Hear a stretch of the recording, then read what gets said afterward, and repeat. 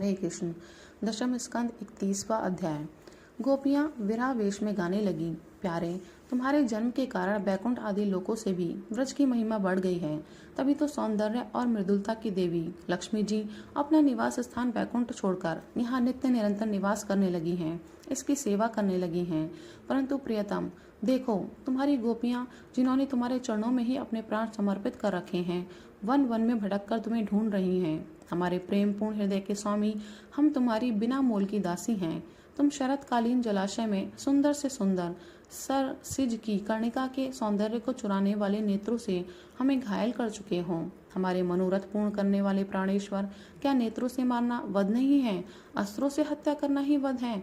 पुरुष शिरोमणे, यमुना जी के विषैले जल से होने वाली मृत्यु, अजगर के रूप में खाने वाले अगासुर, इंद्र की वर्षा, आंधी, बिजली, दावानल, वृषभासुर और व्योमासुर आदि से एवं भिन्न भिन्न अवसरों पर सब प्रकार के भयों से तुमने बार बार हम लोगों की रक्षा की है।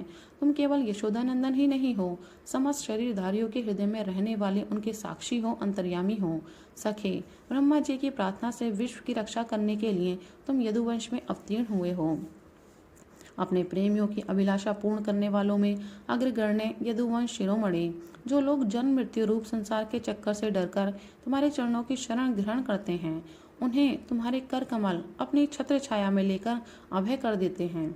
हमारे प्रियतम, सबकी लालसा अभिलाषाओं को पूर्ण करने वाला वही कर कमल जिससे तुमने लक्ष्मी जी का हाथ पकड़ा है, हमारे सर पर रख दो।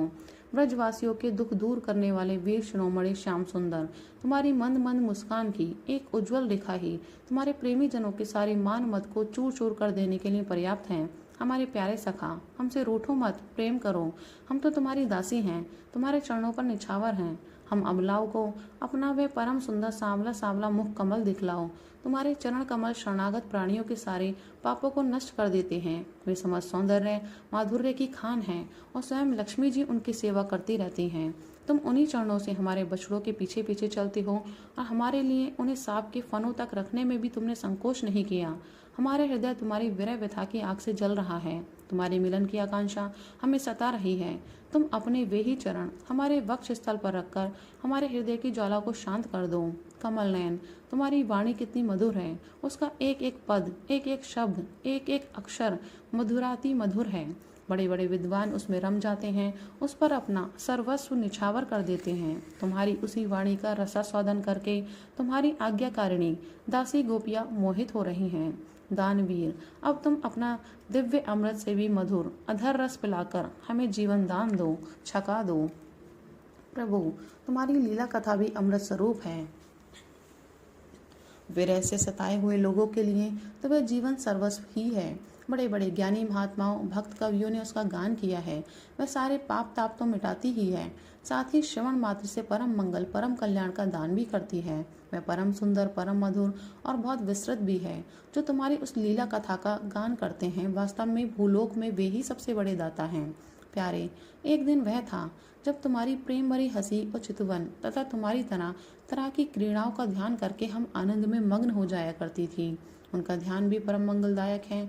उसके बाद तुम मिले, तुमने एकांत में हृदय स्पर्शी ठिठोलियां की, प्रेम की बातें की। हमारे कपटी मित्र, अब वे सब बातें याद आकर हमारे मन को क्षुब्ध किए देती हैं। हमारे प्यारे स्वामी, तुम्हारे चरण कमल से भी सुकोमल और सुंदर हैं।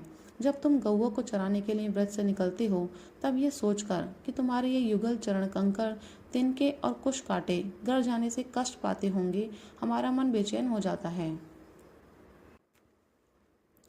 प्यारे, एक दिन वह था जब तुम्हारी प्रेम भरी हंसी और चितवन तथा तुम्हारी तरह तरह की क्रीड़ाओं का ध्यान करके हम आनंद में मग्न हो जाया करती थी। उनका ध्यान भी परम मंगलदायक है। उसके बाद तुम मिले, तुमने एकांत में हृदय स्पर्शी ठिठोलियां की, प्रेम की बातें कही। हमारे कपटी मित्र, अब वे सब बातें याद आकर हमारे मन को क्षुब्ध किए देती हैं। हमारे प्यारे स्वामी, तुम्हारे चरण कमल से भी सुकोमल और सुंदर है। जब तुम गौओं को चराने के लिए व्रत से निकलते हो, तब ये सोचकर कि तुम्हारे वे युगल चरण कंकड़ तिनके और कुश काटे गड़ जाने से कष्ट पाते होंगे, हमारा मन बेचैन हो जाता है। हमें बड़ा दुख होता है।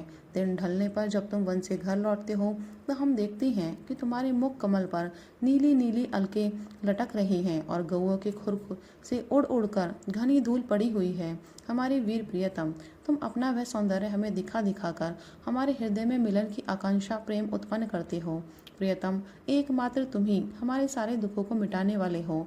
तुम्हारे चरण कमल शरणागत भक्तों की समस्त अभिलाषाओं को पूर्ण करने वाले हैं। स्वयं लक्ष्मी जी उनकी सेवा करती हैं और पृथ्वी के तो वे भूषण ही हैं। आपत्ति के समय एकमात्र उन्हीं का चिंतन करना उचित है जिससे सारी आपत्तियां कट जाती हैं। कुंज बिहारी, तुमने अपने वे परम कल्याण स्वरूप चरण कमल हमारे वक्ष स्थल पर रखकर हृदय की व्यथा शांत कर दो। वीर शिरोमणे, तुम्हारा अधरा अमृत मिलन के सुख को आकांक्षा को बढ़ाने वाला है। वह विरह जन्य समस्त शोक संताप को नष्ट कर देता है। यह गाने वाली बांसुरी भली भांति उसे चूमती रहती है। जिन्होंने एक बार उसे पी लिया उन लोगों को फिर दूसरों और दूसरों की आसक्तियों का स्मरण भी नहीं होता। हमारे वीर, अपना वही अधरा अमृत हमें वितरण करो, पिलाओ। प्यारे दिन के समय जब तुम वन में विहार करने के लिए चले जाते हो, तब तुम्हें देखे बिना हमारे लिए एक एक क्षण युग के समान हो जाता है। और जब तुम संध्या के समय लौटते हो, तब घुंघराली अलकों से युक्त तुम्हारा परम सुंदर मुखार बिंद हम देखती हैं। उस समय पलकों का गिरना हमारे लिए भार हो जाता है और ऐसा जान पड़ता है कि इन नेत्रों की पलकों को बनाने वाला विधाता मूर्ख है। प्यारे श्याम सुंदर, हम अपने पति पुत्र भाई बंधु और कुल परिवार का त्याग कर उनकी इच्छा और आज्ञाओं का उल्लंघन करके तुम्हारे पास आई हैं। हम तुम्हारी ही एक एक चाल जानती हैं, संकेत समझती हैं और तुम्हारे मधुर गान की गति समझकर उसी से मोहित होकर यहाँ आई हैं। कपटी, इस प्रकार रात्रि के समय आई हुई युवतियों को तुम्हारे सिवा और कौन छोड़ सकता है। प्यारे, एकांत में तुम मिलन की आकांक्षा प्रेम भाव को जगाने वाली बातें करते थे, ठिठोली करके हमें छेड़ते थे। तुम प्रेम भरी चितवन से हमारी ओर देखकर मुस्कुरा देते थे और हम देखती थी तुम्हारा वह विशाल वक्ष स्थल जिस पर लक्ष्मी जी नित्य निरंतर निवास करती हैं। तब से अब तक निरंतर हमारी लालसा बढ़ती ही जा रही है और हमारा मन अधिकाधिक मुग्ध होता जा रहा है। प्यारे, तुम्हारी यह अभिव्यक्ति ब्रज वनवासियों के संपूर्ण दुख ताप को नष्ट करने वाली और विश्व का पूर्ण मंगल करने के लिए है। हमारा हृदय तुम्हारे प्रति लालसा से भर रहा है। कुछ थोड़ी सी ऐसी औषधि दो जो तुम्हारे निज जनों के हृदय रोग को सर्वथा निर्मूल कर दे। तुम्हारे चरण कमल से भी सुकुमार हैं, उन्हें हम अपने कठोर स्तनों पर भी डरते डरते बहुत धीरे से रखती हैं कि कहीं उन्हें चोट न लग जाए। उन्हीं चरणों से तुम रात्रि के समय घोर जंगल में छिपे छिपे भटक रहे हो। क्या कंकड़ पत्थर आदि की चोट लगने से उनमें पीड़ा नहीं होती? हमें तो इसकी संभावना मात्र से ही चक्कर आ रहा है।